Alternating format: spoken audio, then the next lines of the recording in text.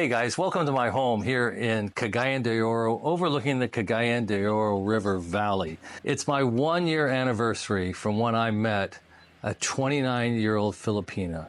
And I transformed my life from living in Scottsdale, Arizona, bored and lonely, very unhappy. Join me as I tell you, it was a very good year. Change your life, transform your life, say no to a existence that is not your best. If you're worried about what other people think, if you're living your life for other people, if you've been making sacrifices, now may be the time for you to examine your life and ask yourself if you too could make a change, a dramatic change. Yesterday, one of my subscribers was in Cagayan de Oro and asked to meet with me, and we sat down for a cup of coffee, and I asked him how I could help him, what could I do? And he said he wanted to do exactly what I had done. He wanted to meet a beautiful young Filipina, and he wanted to live in a house like the one I live, overlooking this spectacular canyon with a pool in the background. You know, we sat and we talked, and I thought it would be a good time, since it's just a day or two away from my 1-year anniversary from when I met my 29-year-old Filipina. Now I'm living here, engaged to be married. I have an extensive network of expat friends. I feel like I'm living my best life. So let's go back 1 year and let's figure out how I transformed myself. Let's just talk about major blocks of time. I was in a relationship with a woman who was from Taiwan for 5 of the last 6 years. There was 2 separate times that we had broken off that relationship, one time for 8 months. And I had thought about coming to the Philippines when that relationship was on the rocks. And I had planned a very extensive trip to South America, and I had intended to go with that woman. But I found myself alone on a solo voyage. It was a 70-day trip, starting in Mexico, going to Machu Picchu in Peru, going to Argentina, Patagonia, to the glaciers, and it was going to have in the middle a 21-day voyage from Sao Paulo, Brazil to Belgium. And on the 5th day of that trip, I went online. It was the 3rd time I tried in 6 years. And on the 5th day, I got lucky. The first 4.5 days seemed exactly like the other times I'd been online, just a lot of frustration, a lot of near misses. But on the 5th day, I met a woman named Chrissy, and she jumped off the page. And I had a totally different experience. And ever since that moment, my life has been transformed. It's just nothing like it's ever been before. Yeah, I looked at her Facebook pages. I trusted, but I verified. I was suspicious, very suspicious at first. She was too pretty. Every single question I asked her, every single thing about her background, it just came back positive, She never hinted or asked for money. She never once hinted. You know, there were roosters going off in the background. She would be in a really rough condition province house. She introduced me to her brothers and her family members, and she introduced me to her mother quite early on. The Wi-Fi signal was often very weak. She had to put coins in a meter.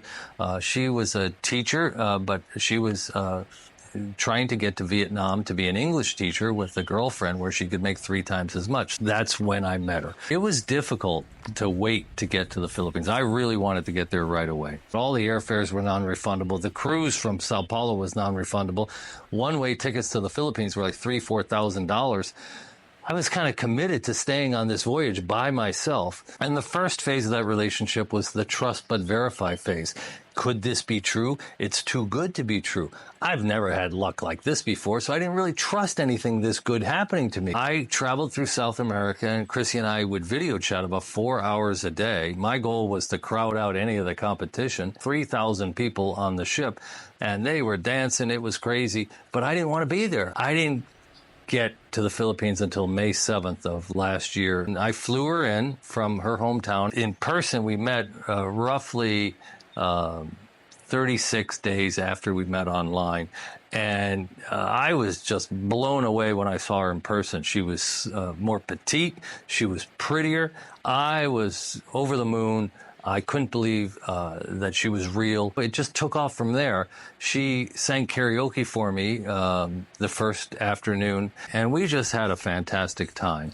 Makati is full of Louis Vuitton stores and malls and really nice restaurants. Everything's cheap compared to the West, maybe more expensive than other parts of the Philippines. But we just had a blast. We went to the museums in Makati. We toured the Makati area. We didn't leave Makati much. And we just had an amazing 3 days. And then I flew Chrissy back home. I rented a van for 3 days with a driver, and about 16 or 18 of her family members came 5 hours north to Cagayan De Oro, and I rented a house that could handle 16 people. It was like $50 a night for 2 nights. And, we had a lechon roast, and we had a promise ceremony where I met the family in person. And it was a really wonderful meeting, and it was just interesting and exciting. The family went back home after we visited a waterfall, and Chrissy and I had 5 more days in Cagayan De Oro because this was the city we thought we might settle down in because it was about 5 hours away from her family. I came down with bacterial pneumonia within a couple of days, and I thought I had malaria or dengue. I was calling Dr. Google, and I had every malaria symptom but one. I had every dengue symptom but one, and Chrissy was thinking about getting me in the hospital. We were scheduled to do a kind of like a honeymoon before the marriage in May. So now it's like May 15th roughly, and we had a flight to Davao, and we didn't make the flight. I was just so sick. And we hired a driver for $180, and he drove us the 5 hours through the mountains to Davao. And we spent 3 days in Davao, up on the 30th floor overlooking Ayala Mall. We didn't really get to see too much of Davao because I just wanted to get my strength back. From Davao, we flew to Cebu City, and then from Cebu City we went to Puerto Princesa. From Puerto Princesa we went to El Nido. From El Nido we flew nonstop to Boracay. From Boracay we went back to through Cebu City to Dumaguete. From Dumaguete we took the high-speed catamaran to Bohol, and from Tagbilaran, Bohol, we went to Panglao and Lona Beach, and then we went by ferry back to CDO. It was June 15th, and I had rented a furnished townhouse in a gated community with a pool and guard gates, and but it had 500 homes. I had walked the neighborhood, and the cars were gorgeous. All the cars were new. It turned out to be like one of the worst neighborhoods I've ever lived in. People were running businesses out of the front of their houses. It was the loudest environment I'd ever lived in my whole life. It was hot. It was stinky. It was humid. You couldn't walk anywhere from there. Everything was bad. And we had only known each other in person for about 5 weeks at this point. We played house for 3 weeks, and I flew home to America to see my kids, sold my car, got my, paperwork and all the other things I needed to taken care of. And Chrissy, her family came up from Pagadian to stay with her in the house, and her son came up to live in the house, and she had a cousin. And so we were separated for 3 weeks. I flew home July 7th until July 23rd. And I was just absolutely miserable. It didn't go too well with the family back home. They were not wanting to hear about Chrissy. They didn't want to hear about the Philippines. They were happy to visit with me and reconnect with me, but they just didn't want to hear anything about it. Not the best experience. And I was miserable. I felt like my relationship with Chrissy had reverted back to that long-distance relationship, as if we'd never met almost. It was like when you go back to being in a long-distance relationship, it kind of sucks and not a lot of fun. So I was really wanting to get back to the Philippines, and I came back on July 23rd. We spent a couple of nights in a nice condo in BGC, and then back to Cagayan de Oro. But when I was in America, I made the decision that I would buy a video camera, a nice piece of video equipment, needed to do a YouTube channel. And I thought, there's a big age gap. It would be great if we could be passionate about something together. I didn't really want to go back to work 60 hours a week, but boy, wouldn't it be great if we could have a hobby or an activity, something we could do side by side. And I had a list of 15 names for the channel that I had come up with, and we picked Fly Me to the Philippines, and off to the races. We started our channel August 1st. So we're back in that townhouse with all the noise and the heat and all the problems with that townhouse. And we started making videos. And after 3 weeks, I think we had 200 subscribers and like nothing in the way of views. But on the 22nd of August last year, we went from like 180 subscribers to 1,000. And that's what you need to become monetized, 4,000 views and 1,000 subscribers. And we were just ecstatic, except Chrissy had come down with mononucleosis. We were putting out 6 videos a week. We were working till 4 a.m. Nobody was getting any sleep. We must have worked 80, 90 hours a week those first few weeks. I only knew 2 ways to operate, off and destroy. And I was in full destroy mode. And poor Chrissy, she wasn't used to having a Westerner who, was a perfectionist and wanted to succeed. But boy, she had great skills. She's a fantastic editor. She's got amazing skills, her insight, her opinions. What a great business partner. And off we went, and we made some of our best videos that month. And we went to a couple of expat meetings in August. But September 1st of last year, we became monetized. Very, very proud moment, because very, very few YouTubers ever become monetized in 30 days. And even today, we haven't quite hit our 8-month anniversary. We're a day away, and we have over 1 million views and 10,800 subscribers. So it's been an amazing journey, and that's been a lot of fun to do that with Chrissy, a younger person with so much to add to the experience, and it's brought us together. And we've actually had to overcome some difficulties. Working together is a little bit more challenging than just being on vacation together. So that took us through to September 1st. We interviewed an expat we'd met named Tony. It took off, got over 200,000 views, but it almost ruined our channel. And for the next 6 weeks, the algorithm would take our content and show it to the people who had subscribed based on the interview. And Tony had a tough life. He lived on the beach. The police eventually came and put him in prison for a short amount of time. He walked after a short ferry ride from Dumaguete to Cebu City. It's sort of everybody would be interested in that story. It was a different kind of viewer than who would normally like our channel. And we went from 1,200 subscribers to 2,500 subscribers overnight. And the next time we made a video, instead of taking our video and showing it to the 1,200 who had organically subscribed based on our previous 20 videos, they showed it to the 2,500 subscribers. And the people who had watched and subscribed based on the interview with Tony and like a true crime story, they didn't care for what we were doing, like the original 1,200, and everything died. We just couldn't make a video that would get any views. It lasted about 6 or 7 weeks. So all of September, the rest of September, and all of October, we struggled mightily. Now, September 15th, we'd had enough. We pulled the plug, and we spent 45,000 pesos a month, which is about $800 a month. We moved into a guard-gated single-family home subdivision. Nobody across the street, nobody next door, only one neighbor. We asked if it was quiet. We came back and walked the neighborhood. It was a really nice house, actually.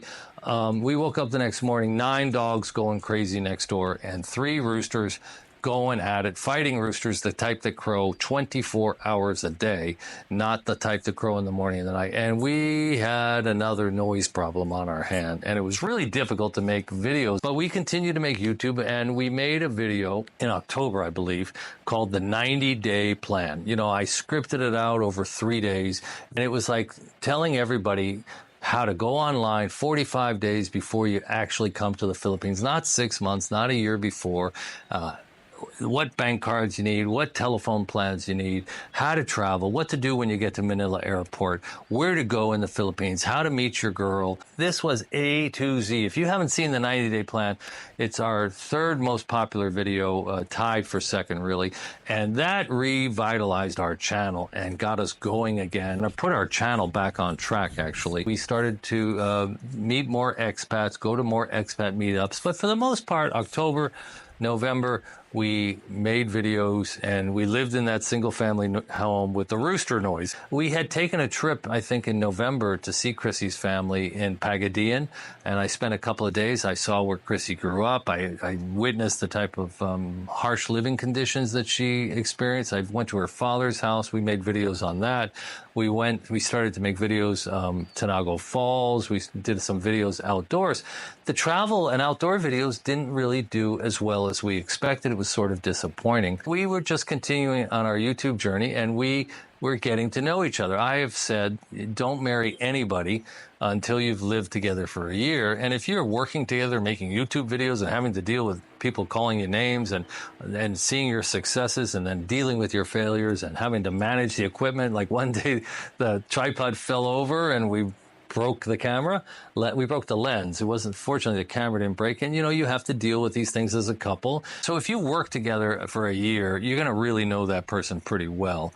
We don't just live together, we work together. And so we were continuing doing that. So we made some different expat friends, some friends that were more traditional types, and we became close. Chrissy became closer with some of the Filipinas.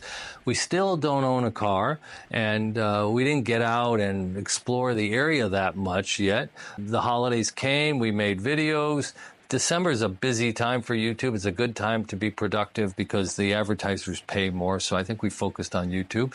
But we had Chrissy's son back up. We had family. January came around. We had it with the roosters. We broke our lease. We ended up having to forfeit our deposit of $800, and we moved into this property. And for the second time in a year, I was blessed, touched by an angel. I don't know what you call it. I am just not that type of person to be that lucky. So we looked at one house, this house. It's the only house we looked at. The realtor did not put a picture of the view in the listing. She said, nice views, scenic views from front patio and back patio. And we saw the house. It looked like a nice house. We asked her if it was quiet. She said, oh, it's absolutely quiet. I live across the street. First, we came to see the house, and our tongue just fell out of our mouth. We saw these views. We saw the quality of the woods and the materials and the ceramics and the chrome. These railings are chrome. Like nobody in the Philippines has chrome railings. It's like we're on a cruise ship. And we just were gaga. Then we were like, oh, what happens if we stay 2 nights and it's loud and it's noisy?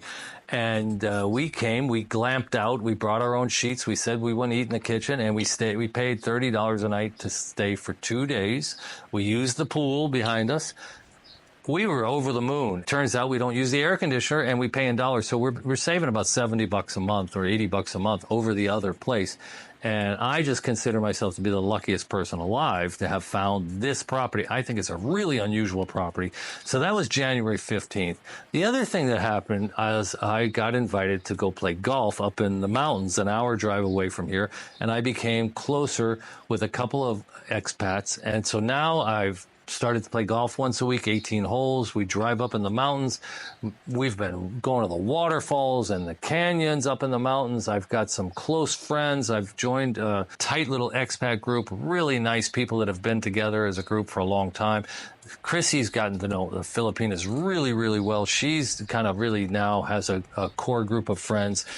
We've started to play cards. We continue to grow our channel and continue to have some really positive feedback, and we feel like, we're doing okay. In February, I started to feel like maybe I should put a ring on it. I keep getting these emails or comments that people are saying, dude, you are the luckiest guy alive. I mean, you are just so lucky. Do you pinch yourself in the morning when you wake up? Do you realize how lucky you are you met Chrissy? She's like out of your league. And I'm like, yeah, I kind of realized I got lucky. I know it was like 2 parts skill, 1 part persistence, and 7 parts dumb luck. And, when I tell you how to do it yourself, I tell you patience, persistence, just don't get discouraged. You're going to run into scammers. You're going to run into liars. You're going to run into gold diggers. You're going to run into people that don't look like their pictures. Stay the course. That's why I didn't succeed when I was 62. I got distressed and I quit. And then I tried it again and I got distressed and I quit. I should have stayed the course. I should have, but maybe I wouldn't be here today. So it all worked out for the best for me, but I kind of wish I'd met Chrissy 5 years ago when I was 62. And so in February, I started to think to myself, God, Chrissy is just too special and it's coming up on a year. I need to get serious. I didn't really want to deal with my family. I mean, they're not keen on seeing their father get married to a much younger woman. He's like, Dad, why do you need to get married? Why? But why do you have to get married? And, and I also felt like I needed to integrate CJ into our home. He's going to school on the back of a motorcycle. He's not eating good protein. He should be here with his mother. I love his mother. I plan to make a life and a future with his mother. He should be here also. And so really in late February and in March, I firmed up those plans. I kind of gamed out all those changes in our life, what it would cost, how we would make those changes. We've got 4 bedrooms, 4 baths, 2 living rooms. It's a beautiful neighborhood. There's plenty of room. And so we made those plans to have extra help, have CJ live here. And I formalized my engagement with Chrissy. I put a ring on her finger, and I am investigating dates in September, and we're getting our paperwork organized. We got our Cenemar for Chrissy. I have to get my divorce papers notarized, certified, and then I have to fly to Manila or Cebu City and go to the embassy or the consulate and get my paperwork, and we have to pay for the wedding. I started to do some consultations. Now, Chrissy and I, we spend like every living second together, so it created a little separation time that we don't usually spend, and I'll spend about 6 to 10 hours a week offering private consultations. I don't charge much, and it's pretty reasonable, and you get 90 minutes the first hour. So that's what brings us pretty much to where we are today. I'm working again, and I've never been happier. I think I'm maybe actually happier when I'm working than when I wasn't working. 1 year later, I've been living with a Filipina that's 37 years younger than me for a year. I can report to you that things are better than could have ever been expected. Filipinas are a little bit jealous by nature, and that's taken a little bit of adjustment to get used to. Other than that, the most good-natured, sweet, pleasant, karaoke singing, old school girlfriend. I know that's what the people watching the Philippine niche YouTube channels are looking for. They're either looking for someone like Chrissy to bring back to the United States, or they want to make a transition like I did and move here and arbitrage your pension, live here 6 months a year, live here all year round, and have a young, vibrant, beautiful woman by your side who is not like a woman in the West today, who doesn't go to work 50 hours and leave you home alone in your retirement. They want to have someone who will be with you, golf with you, join your card group, go to the beach with you. You know, I want to show you a picture. Just 3 days ago, we visited a home on the beach, a private home on the beach. He also had a quiet property, no roosters, no dogs, right on the beach. Very doable. It's the second property that I found in the Philippines that had no noise and no environmental pollution. Beautiful. He had an ocean breeze. It's a little warmer on the beach, but boy, he did a great job with this house.